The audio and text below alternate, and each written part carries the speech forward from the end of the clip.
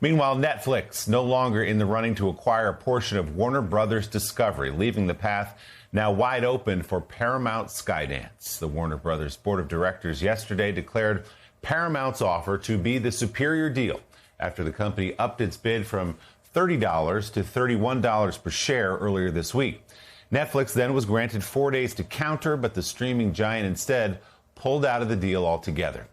The co-chief executives of Netflix writing in a statement, "We believe we would have been strong stewards of Warner Brothers' iconic brands, but this transaction was always a nice to have at the right price, not a must have at any price."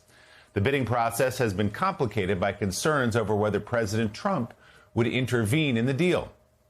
The president recently threatened consequences for Netflix if the company did not fire board member Susan Rice, a former Obama administration advisor. For its part, Netflix will receive a nearly $3 billion exit fee paid for by Paramount. Joining us now, co-founder, editor-in-chief of Semafor, Ben Smith. All right, Ben, let's walk through what exactly happened here. Netflix thought they had the deal.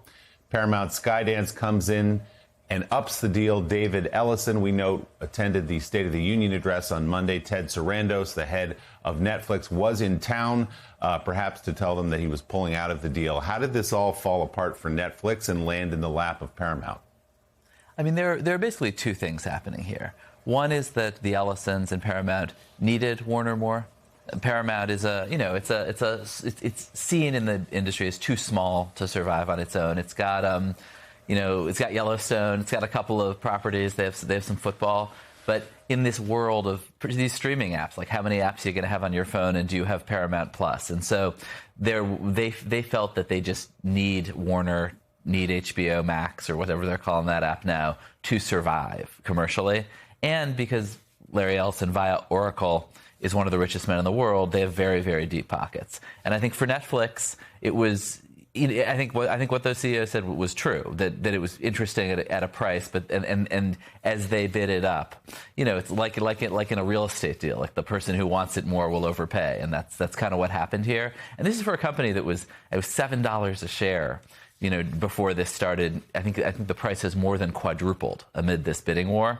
And so part of it is just a normal but weird transaction happening over here, where the buyer who wants it more gets it.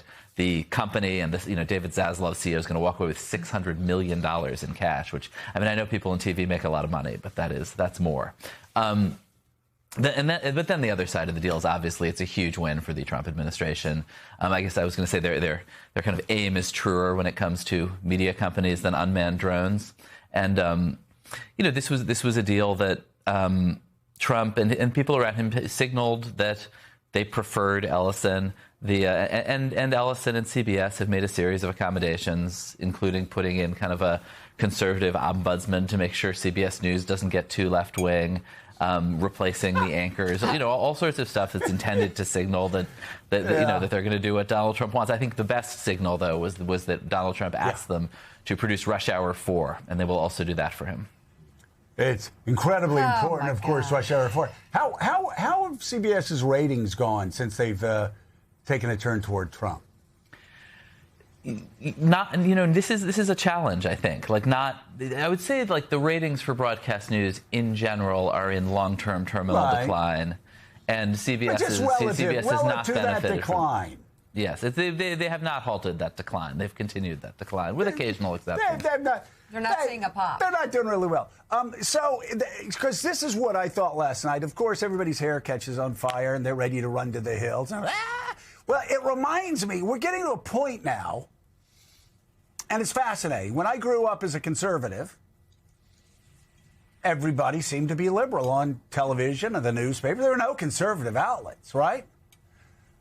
So Rupert Murdoch goes, I'll tell you what, I'll be the only game in town. And I'll get 50% of the country's conservative, 50% of the country will look at me, and everybody else can split the other 50%.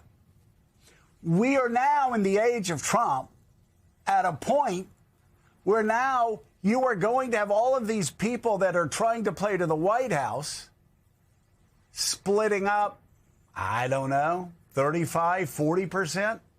I mean, if you get a list now of all the media outlets that are going to be MAGA friendly, you've got a lot of media outlets all digging in a pretty small 35 to 40% pool.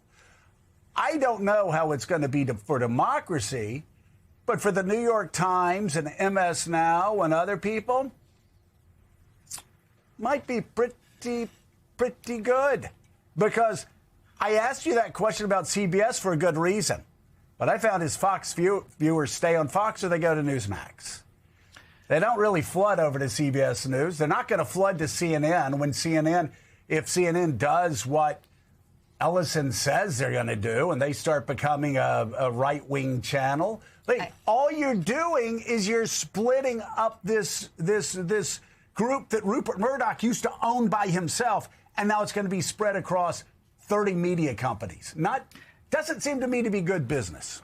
No, and Rupert Murdoch and Fox are ferocious competitors who are going to do everything they can to kill these guys. That's part of it. I mean, but they're not. I mean, I think part of the challenge is true of the Washington Post too. They're not saying we're going all the way to the right and we're going to be, running ads for Donald Trump. They're saying we're going to try to move like a few inches to the right. And so far, I'm not sure that there's a big audience there. I'm sure there's a big audience in the center. I mean, that's sort of the sad truth. And then I'm also not sure that's really pleases Donald Trump that much. He's not looking for a slight adjustment. And as Shakespeare would say, and there's the rub, Mark Leibovich, I know you go around quoting Shakespeare all the time. There's the rub. You make nobody happy. You make CBS is making nobody happy. CBS News, nobody. They're pissing off their regular viewers. The right is going, oh, well, wait, they're being straightforward on that story. I'm going back to, the journalists who work there are frustrated. Whatever. And the Washington Post is the perfect example. So they go, okay, well, listen, we're not going to do that editorial that endorses Kamala because that'll upset the president. And how many readers, how many subscribers do they lose? They continue to do all of these things that, again, they think they're going to curry favor with Donald Trump. But then a reporter breaks news yesterday, on an incredibly important story that we've been covering today about the possibility of, them trying to figure out how for the president to do an executive order to take over elections. So you end up, please, everybody hear me, you end up pleasing nobody. You end up pissing off your existing audience and not making enough converts to make up for that existing audience you pissed off. And Donald Trump is never happy unless you're 100% loyal and faithful to him. I find the whole thing, I'm not going to lie, kind of funny. They're spending a lot of money, and they're still going to upset Donald Trump in the end. I mean, it is true, and you sort of wonder, what is the end game here, right? Is it just Donald Trump's happiness in the day-to-day here? Like, he has inflicted pain on CNN. People, the people he despises at CNN are unhappy today, and that makes him happy. But in the real world, something that Ben, I guess, just said is there a great audience in sort of TV watching just for centrism? Like, wow, this is not Fox. This is something in the middle, something different. And I do think, again, the access here just sort of revolves around Donald Trump and what his day-to-day mood is, which seems to be what's driving a lot of decisions out of the administration and a lot of the mood of the country and so forth. You do have to figure out where is this headed, though. Yeah, and Ben, really quickly, again, not to belabor this point, I said it after they got rid of Colbert. You can't play whack-a-mole. You do this at Colbert, right? And then South Park gets more vicious than ever before. And Colbert's going to get stronger. And Colbert will go to YouTube and he'll figure out. This doesn't work. Like Brendan Carr, what he's trying to do, it will always. Jimmy Kimmel made him a martyr. It always this shit always backfires.